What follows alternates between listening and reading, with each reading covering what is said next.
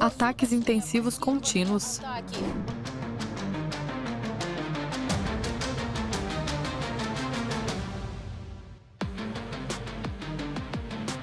Casas destruídas. E vidas interrompidas.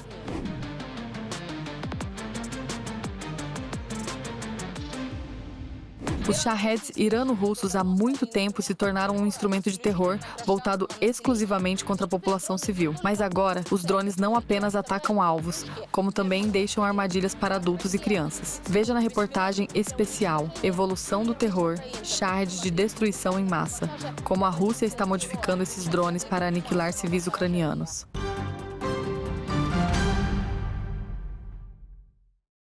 Olha, veja, aqui houve uma explosão tão forte que o metal não apenas se rompeu, ele entortou. Aquela noite, Mikhailo, mesmo após um mês, lembra minuto por minuto. Tudo começou aqui, atrás do barracão. Os estilhaços danificaram parte da área. E o fogo começou quando o vento espalhou as chamas, em 5 a 7 minutos.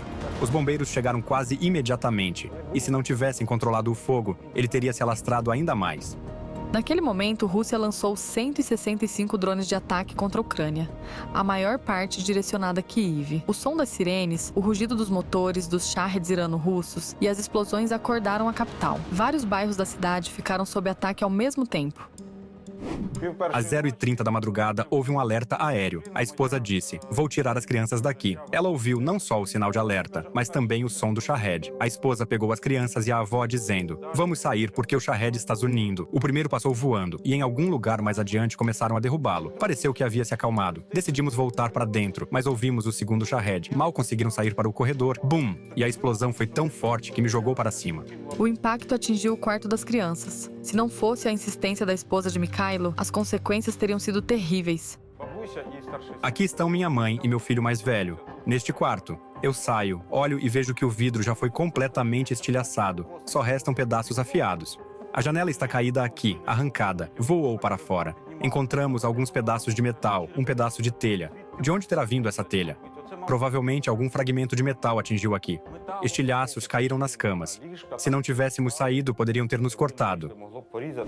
Rússia atacou a Ucrânia com drones Shahed iranianos pela primeira vez em setembro de 2022, numa tentativa absolutamente cínica, pense bem, de baratear assassinato de ucranianos e economizar os caros mísseis de cruzeiro. No início, Kremlin comprava os drones do Irã praticamente unidade por unidade. Em troca, fornecia suas próprias tecnologias militares. O Shahed que foi usado em setembro de 2022 e o que está chegando agora, em 2025, são dois modelos diferentes.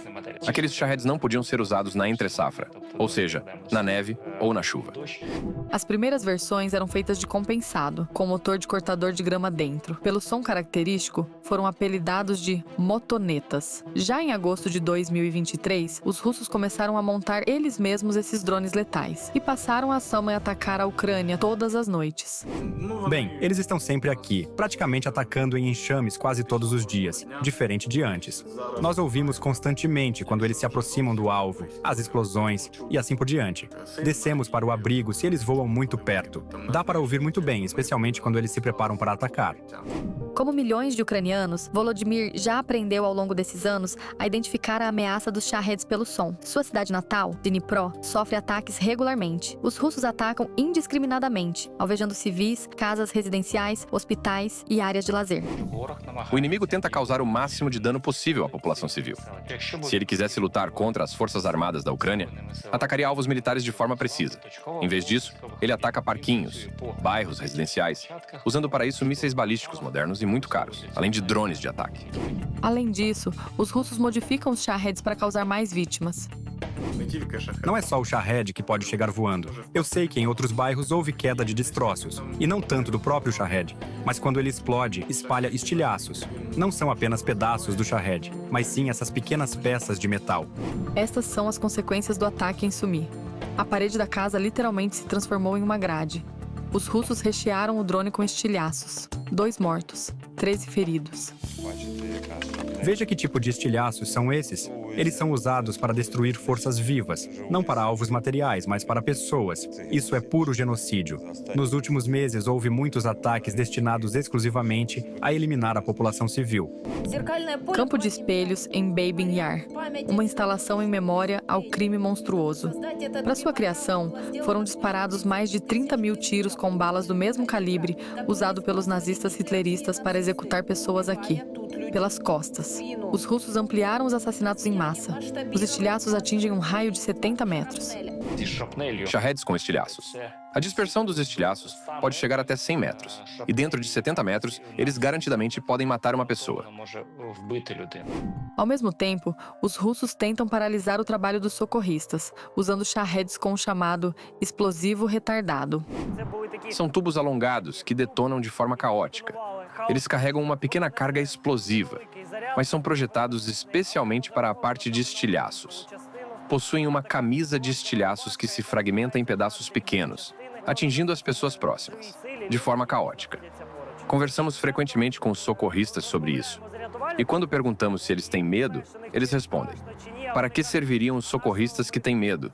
Os primeiros a apagar os incêndios causados pelos ataques de drones são os socorristas ucranianos. E é justamente contra eles que o exército russo direciona ataques repetidos.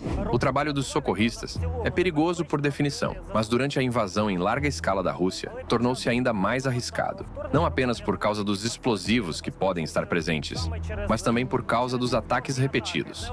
Já aconteceu várias vezes que o inimigo direciona ataques secundários exatamente para os locais onde os socorristas estão trabalhando, esperando e calculando o momento do ataque para atingir justamente essas equipes.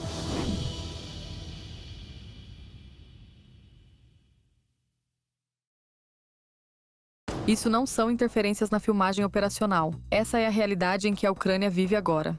Durante a remoção das consequências do ataque noturno, drones Shahed russos circulam sobre os socorristas, esgotando a defesa aérea ucraniana. Durante a remoção das consequências do ataque a um prédio residencial de vários andares, os socorristas que atuavam do lado de fora do edifício seguiram para um abrigo próximo, no metrô, para esperar os Shaheeds, que ouviam voando sobre eles.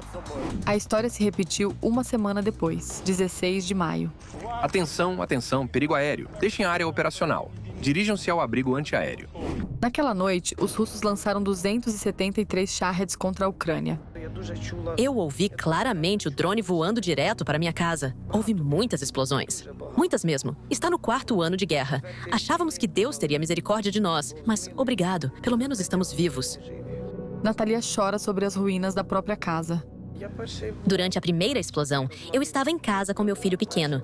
Depois, descemos para o porão. Eu sempre me escondo no porão e levo as crianças comigo. Então, meu filho mais novo disse: "Mãe, vamos para o abrigo no jardim de infância." Eu não queria ir e achava que sobreviveríamos se fossem só 10 drones, já que não era a primeira vez. Mas a criança insistiu e fomos para o abrigo. Graças a Deus, estamos vivos, mas sinto muito pelos vizinhos. Uma jovem mulher morreu. Eu não consigo aceitar isso. Simplesmente não consigo. A mulher morreu tentando proteger sua pequena filha com o próprio corpo. Veja, as flores estão aqui e ali. Ela plantou as flores ontem à noite.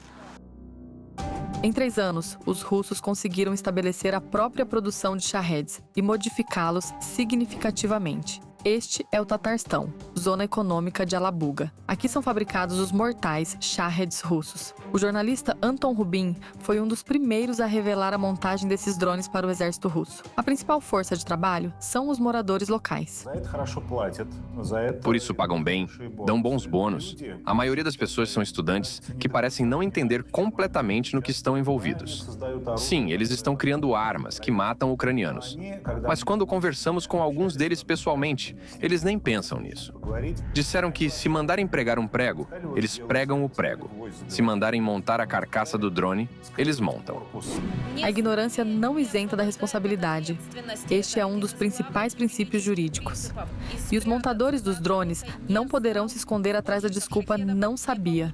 O Kremlin os tornou cúmplices de crimes de guerra que não prescrevem. Existem executores diretos. Quando eles equipam os drones com novos tipos de explosivos explosivos, isso, é claro, é um crime. Por quê? Porque isso causa grande dano à população civil e a objetos civis. E por isso, é considerado, segundo as regras da guerra, um crime de guerra. Sim, claro, a escala enorme e a sistematicidade desses ataques, desculpe, já dura 3 anos. Portanto, aqui há claros sinais de que isso pode ser chamado de crimes contra a humanidade. Estou certo de que parte desses ataques é usada para testar como funciona, para tentar causar o máximo dano possível. Ou seja, usar nosso país, nossas cidades, localidades, vilas e povoados como um campo de testes, para experimentar diferentes tipos de ataques, de explosivos e formas de usar os drones.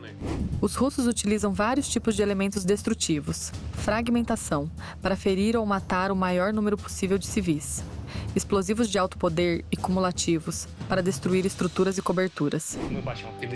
Vemos 50 quilos. Depois foi adicionada uma parte explosiva de mais 40 quilos, ou seja, um aumento na carga útil.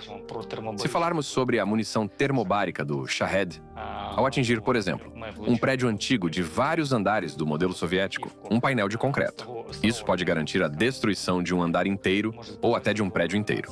A Ucrânia também está ampliando suas capacidades no combate aos ataques aéreos. Grupos móveis de fogo.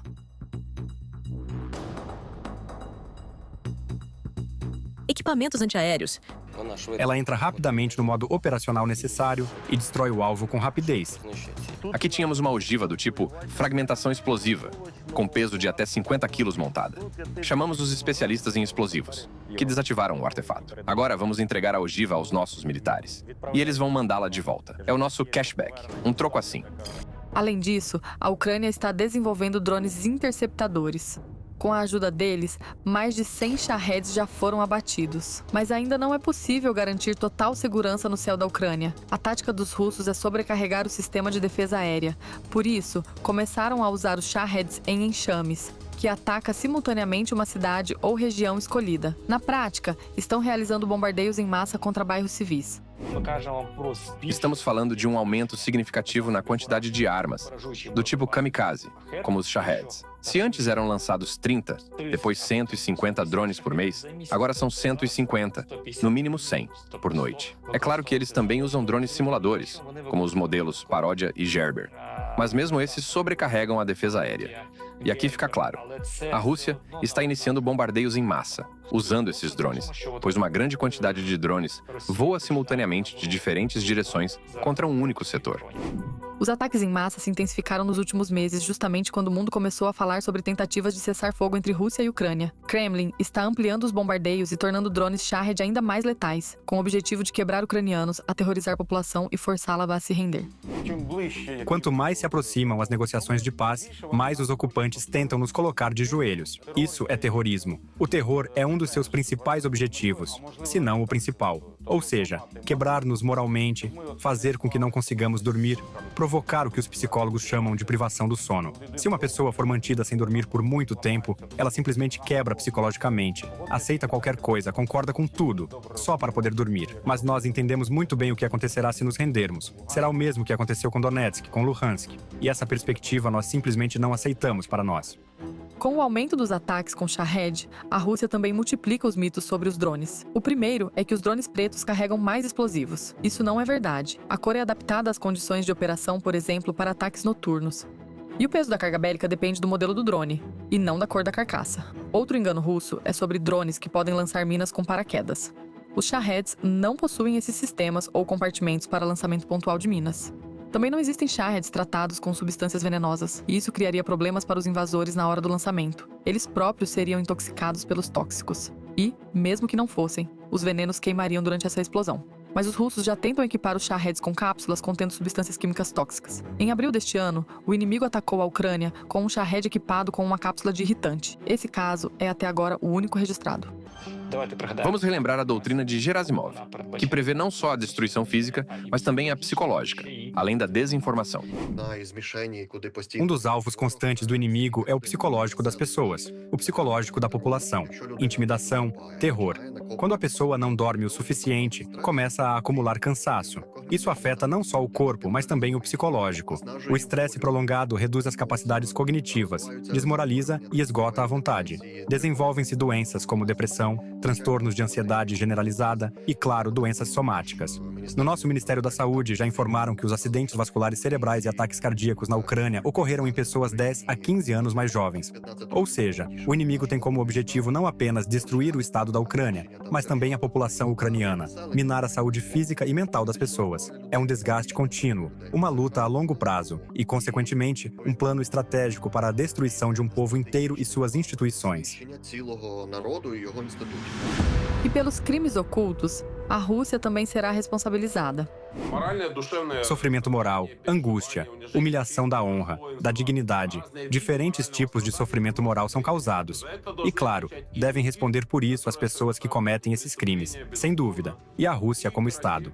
Inclusive, em nosso país, já foram ajuizadas centenas de ações contra o Estado russo, onde as pessoas pedem justamente a reparação pelo dano moral que lhes foi causado. É difícil sentir isso imediatamente, difícil medir na hora, mas sim, essa categoria, além do dano material, o dano moral deve ser levado em consideração, está sendo considerado, e claro, a Rússia deve arcar com essa reparação também. Há até uma decisão judicial em que o dano moral foi reconhecido especificamente por ataques de mísseis e ataques com drones, que sem dúvida causam dano moral a todos nós. E essa já é a resposta ucraniana ao terror russo. A mesma Alabuga, a mais de 1.000 quilômetros da fronteira ucraniana, e drones ucranianos atacam fábricas de montagem de drones. Fábricas, não bairros residenciais ou áreas de lazer.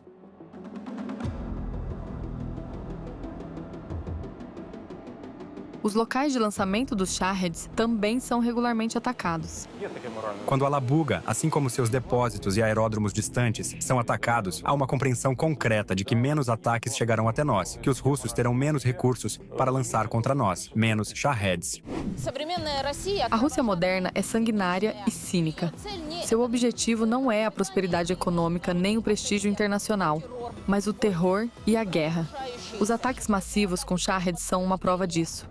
O mundo civilizado deve entender que a tática de apaziguar o agressor não funciona. Quando Putin fala sobre eliminar as causas primárias mitológicas da guerra, ele está falando das milhares de vidas de ucranianos que os russos mataram e ainda pretendem matar.